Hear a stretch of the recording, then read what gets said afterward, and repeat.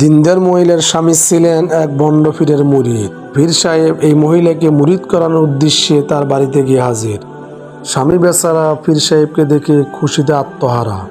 স্ত্রীকে নির্দেশ দিলেন পীর সাহেবকে ভালো খাবার দাবারের ব্যবস্থা করো।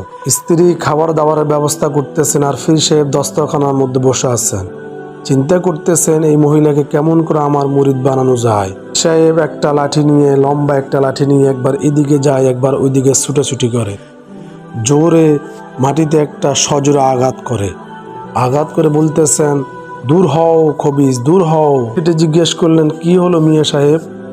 বলতেছেন, কাবা ঘরে কুকুর ঢুকেছে, একটু তাড়িয়ে দিলাম।